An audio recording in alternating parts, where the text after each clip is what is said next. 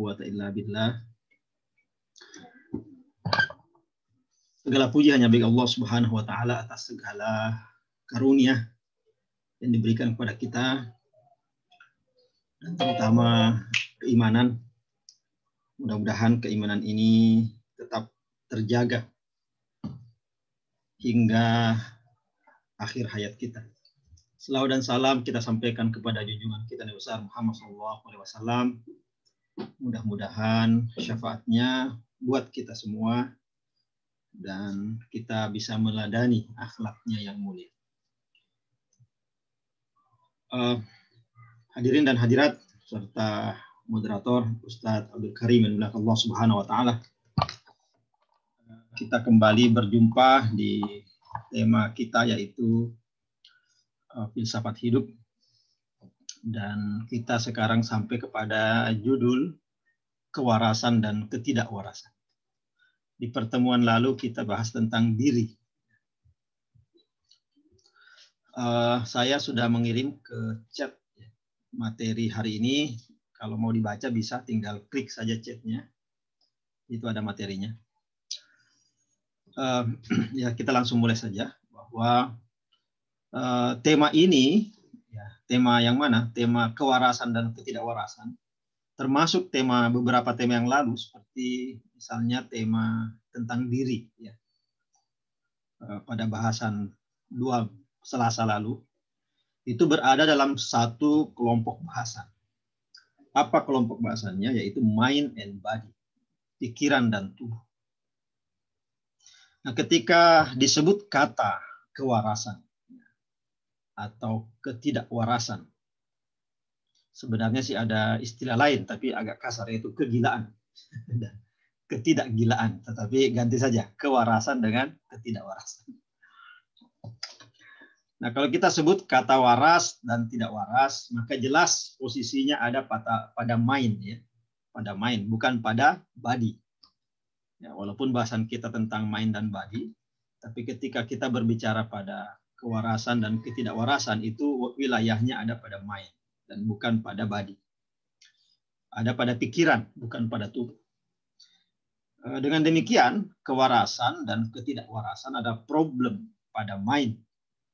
Walaupun bisa berkaitan dengan body, bisa berkaitan dengan tubuh. Ya, menurut istilah umum, orang waras adalah mereka yang tindakannya terkontrol. Sedangkan orang yang tidak waras, dan kalau perlu memerlukan pengobatan, mungkin ya mereka tidak bertanggung jawab atas tindakan mereka. Kenapa? Karena barangkali tindakan mereka berada di luar kontrol mereka. Ya, namun menjadi pertanyaan adalah apakah sesungguhnya kewarasan dan ketidakwarasan itu? Jika tindakan terkontrol yang menjadi ukuran kewarasan dan ketidakwarasan, maka pertanyaannya, siapakah yang mengontrol tindakan tersebut? Ya, siapakah yang mengontrol tindakan tersebut?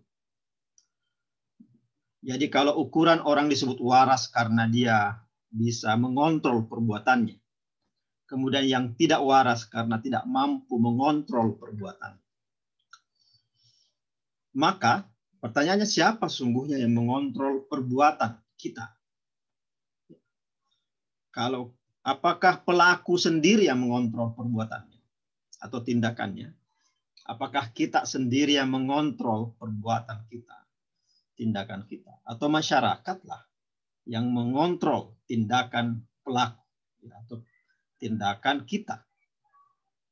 Apakah kita sendiri yang mengontrol perbuatan kita, tindakan kita, bahkan cara berpikir kita?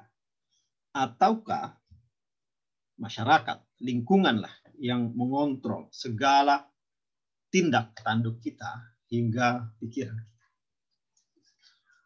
Jika benar tidaknya sebuah tindakan ditentukan oleh masyarakat,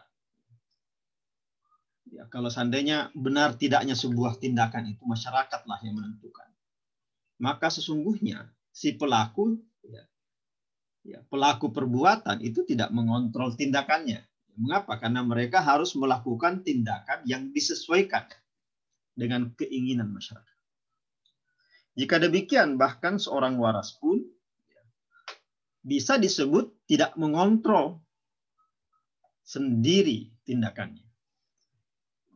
Hanya saja masyarakat tidak menyukai tindakan ketika seorang melakukan sesuatu yang di luar keinginan masyarakat. Jadi kalau kita sebutkan orang yang tidak waras itu adalah mereka yang perbuatannya tidak terkontrol. Maka yang dimaksud mengontrolnya itu siapa? Apakah dia sendiri atau masyarakat yang mengontrol perbuatan? Nah, kewarasan itu adalah istilah yang tidak bisa dipahami tanpa lawan katanya. Jadi kalau kita mau bahas tentang kewarasan, maka yang kita bahas harus lawan katanya. Apa lawan katanya? Ya, ketidakwarasan.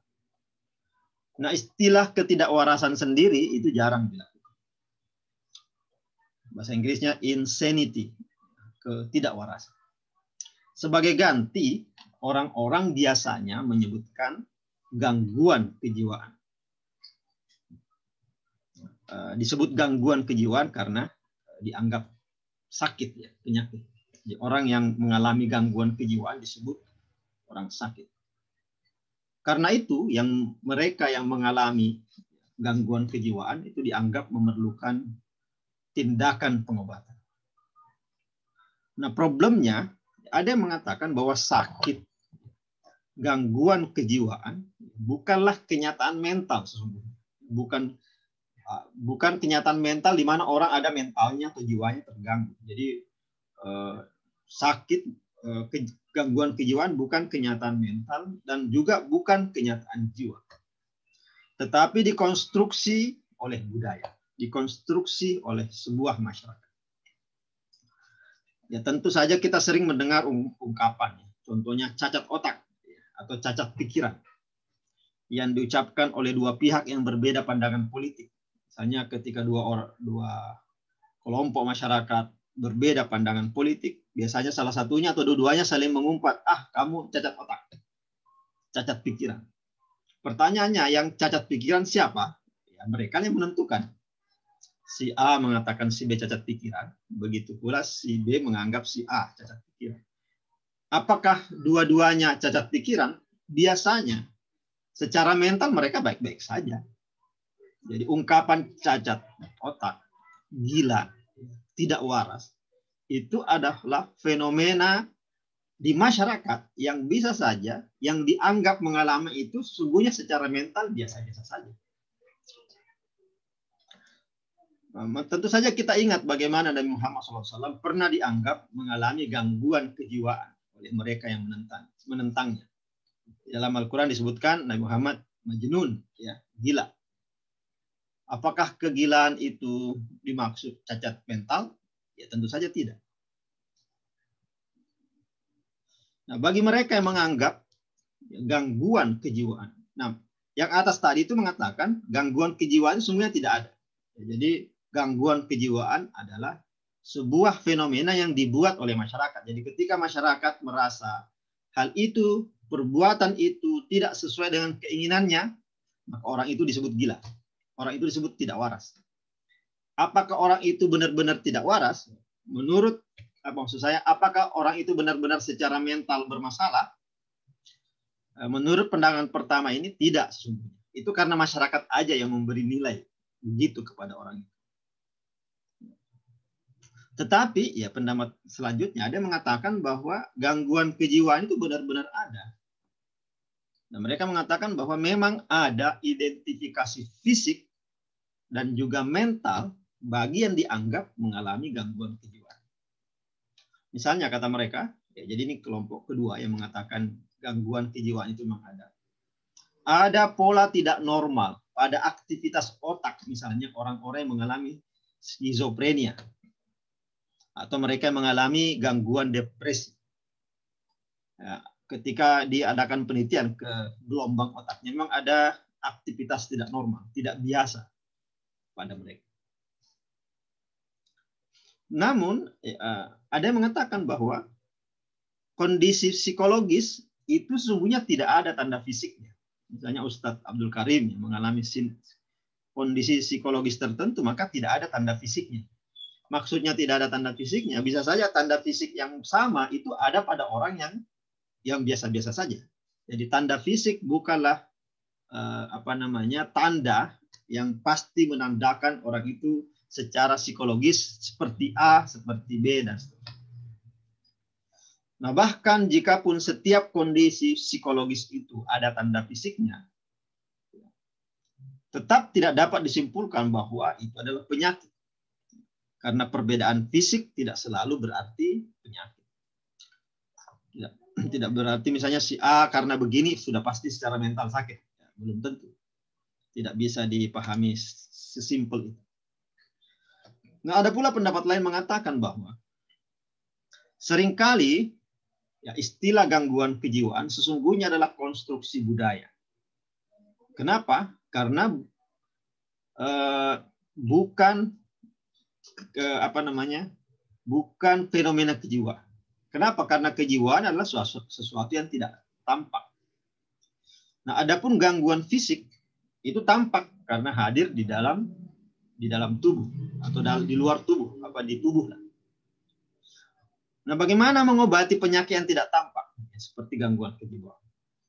Persoalannya adalah tidak tampaknya gangguan kejiwaan itu membuatnya bisa diterapkan kepada siapa saja. Jadi ini problem. Misalnya karena tidak adanya tanda-tanda orang yang mengalami gangguan kejiwaan, karena itu adalah bukan fenomena fisik. Ya, kalau fenomena fisik kan bisa misalnya sakit A, sakit B, yaitu karena fenomena fisiknya ada, ya bisa ditandai kepada orang-orang. Kalau yang disebut gangguan kejiwaan itu adalah sesuatu yang tidak tampak secara fisik, maka masyarakatlah biasanya membentuk, oh si A mengalami gangguan kejiwaan, si B mengalami gangguan kejiwaan. Jadi istilah itu atau vonis itu bisa diarahkan kepada siapapun yang masyarakat inginkan. Ya, tergantung masyarakat hendak mengarahkan kepada siapa. Ya, karena dia fenomena yang tidak tampak. Nah, kekuatan masyarakat yang tadi itu disebut itu, yang bisa memvonis si A, si B itu mengalami kegilaan, ketidakwarasan, gangguan kejiwaan, itu berlaku di atas kekuasaan individu. Jadi individu ketika dituduh begitu, ya dia tidak bisa melawan apa-apa karena masyarakatlah yang menamai dia begitu. Misalnya, apapun yang kita bicarakan saat ini, sesungguhnya adalah pembicaraan yang berada di luar kuasa kita ya, untuk tidak membicarakannya. Contoh misalnya, ketika vaksinasi akan dilakukan dan telah diawali sekarang, maka semua orang ya terpaksa, terkondisikan, terarahkan, dan sebagainya untuk membicarakan vaksin tanpa bisa mengelak. Jadi semua orang bicara vaksin di saat bersamaan. Apakah kita sebagai individu itu punya pilihan untuk tidak membicarakannya? Ya, 1-2 orang mungkin bisa, tapi secara umum setiap individu itu mengalami keterpaksaan, pengkondisian, pengarahan untuk membicarakan. Kalau kita lihat misalnya media sosial, ya, kalau kita buka ketika vaksin ada, semua bicara vaksin. Ketika terjadi gempa, semua bicara gempa. Begitu seterusnya. Apakah masing-masing individu di dalam media sosial itu bebas mengungkapkan apapun? Sesungguhnya mereka tidak bebas. Mereka terkondisikan untuk membicarakan hal itu. Dan mereka tidak bisa mengelak. Nah, suatu saat pun ya, ketika kondisi tidak lagi mengarahkan orang untuk berbicara vaksin, kondisi tidak lagi mengarahkan orang untuk berbicara ini dan sebagainya, maka kita tidak akan membicarakannya lagi. Walaupun kita ingin. Nah, kalau kita membicarakannya, malah orang, oh Anda gila nih kok ngomongin itu. Itu sudah lewat bicaranya. Itu sudah lewat isunya dan seterusnya. Jadi kita ikut arus.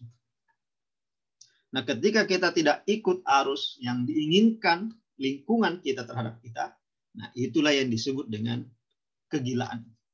Itu yang disebut ketidakwarasan.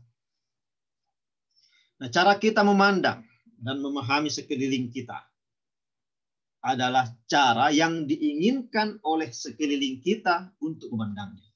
Bukan cara kita yang kita inginkan. Jadi, kondisi apapun yang kita lihat, itu sungguhnya adalah keinginan lingkungan kita untuk melihatnya demikian.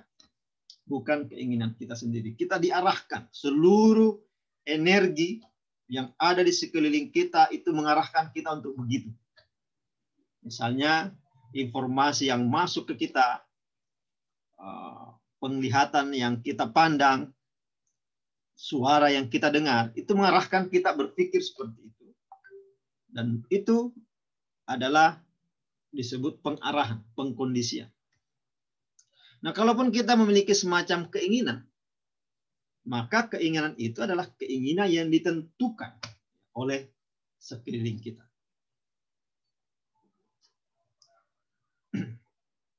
Saya contohkan, misalnya, saya lihat di sini hadir Ustadz Idnan Idris, ya, Ustadz Idnan Idris. Ini mahasiswa saya di Pasca Sarjana. Ustadz Idnan itu kuliah di Pasca Sarjana. Keinginan dia atau dikondisikan untuk kuliah di Pasca Sarjana. Ustadz Idnan bisa jawab? Mungkin dia tidak bisa menjawab. Saya mau nanya hostnya, tapi hostnya lagi hilang. Sudah bisa, Ustadz. Saya tanya Ustadz hostnya. Hostnya itu mau kuliah di mana kan? Sekarang di Paramadina, Ustadz. Apakah keinginan sendiri atau dikondisikan? Terkondisikan oleh Terkondisikan untuk kuliah. Karena masa depan memaksa dia begitu. Kalau lu kagak kayak gini, lu nggak kerja. Lu nggak bisa dapat duit. Nah, terus mana kebebasan seorang Ustadz Abdul Karim? Tidak ada. Kan begitu. Kita sekolah, kita kuliah, kita ikut pengajian. Kondisi yang membuat kita terkondisikan untuk melakukan. Ustadz Abdul Karim sih pengennya di rumah aja, nggak ngapa-ngapain. Tapi kondisi tidak bisa membuat saya seperti itu. Pacarnya marah-marah nanti. Kamu kok nggak kuliah? Terus masa depan kita bagaimana? Akhirnya dia kuliah. Lalu apa yang mengontrol keinginan kita? Ya, barangkali yang mengontrol adalah institusi-institusi seperti sekolah, ya, tempat kerja, lingkungan tetangga, rumah sakit, ya, penjara, dan lain-lain. Itulah yang mengontrol. Kenapa Ustadz Abdul Karim tidak mau berbuat jahat? Karena dia tidak mau masuk penjara. Jadi penjara itu, ya, walaupun Ustadz Abdul Karim mungkin tidak pernah melihat penjara secara langsung, tapi dia dikontrol oleh penjara itu. Bahkan dia tidak bisa melihat penjara itu. Kenapa? Saya nggak mau melakukan kejahatan. Kenapa? Ada penjara. Saya nggak mau masuk penjara. Padahal masuk penjara aja nggak pernah. Tapi dia dikontrol oleh ketakutannya untuk tidak masuk penjara.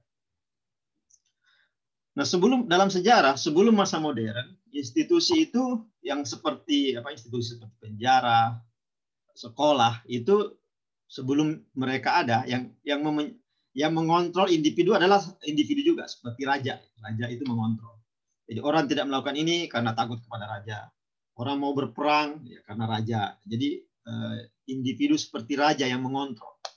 Tapi sekarang individu sebagai raja itu sudah di masyarakat feodal itu ada, tapi masyarakat modern sekarang sudah tidak lagi.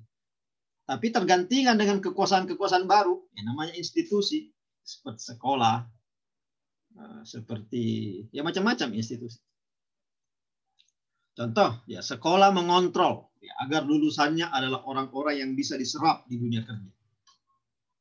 Nah, lulusan yang tidak bisa diserap oleh dunia kerja dianggap sebagai tidak normal, gila, tidak waras. Nah, sekolah yang lulusannya, nah itu kalau lulusannya tidak bisa kerja atau tidak bisa diserap di dunia kerja.